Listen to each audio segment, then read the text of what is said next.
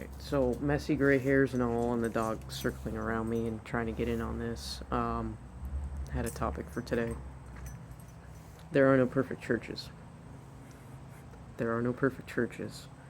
There are no perfect churches because churches are made out of imperfect people. You can go to churches that everybody's more expressive. You can go to churches where people jump and shout. You can go to churches where people are less expressive, where people don't jump and shout. And you're going to find that in all those places there is imperfection. Unless you get rid of the people, you're not going to have perfection.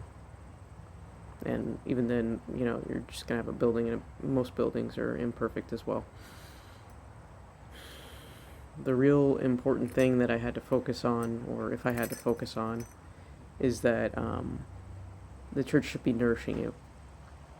You should feel that you're being fed there spiritually. You should feel accepted there. You shouldn't have to feel like you have to perform all the time unless you have a job there.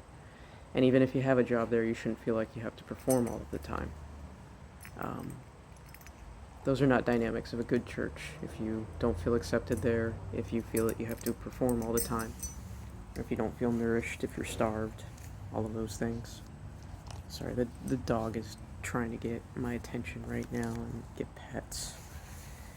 So, can't really get a good video with a dog. It's okay. It's okay, Bo. We still love you. See? Yep. So, back to the subject at hand.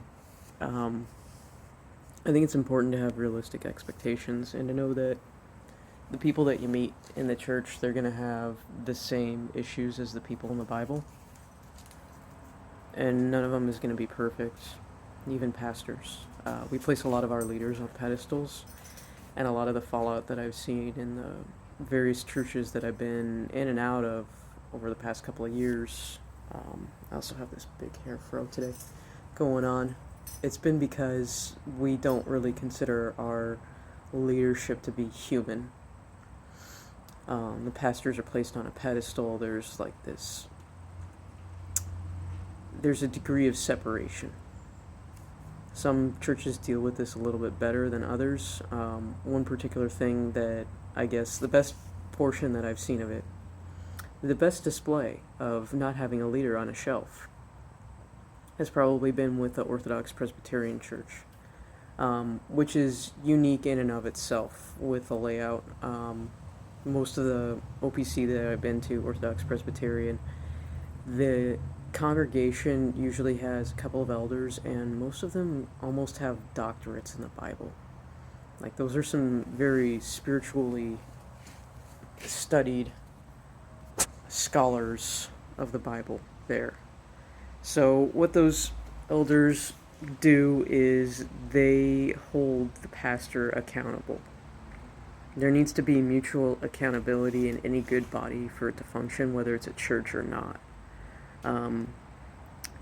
So the best churches have good mechanisms for accountability. The best churches are made out of people who understand that they're people and that they're subject to being imperfect as well. People on power trips, people who, just don't really, they aren't approachable, you can't hold them accountable, things like that. That doesn't make for healthy dynamics. Because the honest truth is that we're going to have conflict, we're going to have issues in any organization, any body that you're a part of. And we need to learn how to deal with conflict in a Christian and adult manner. We need to be able to address our conflicts head on. And if we can't have accountability and truth and honesty and good stewardship, then there's definitely something wrong. So, that's my thought. There are no perfect churches because churches are made out of imperfect people. So, pick and choose your battles and figure out what's important to you when you go pick a church. And have a good week. Bye.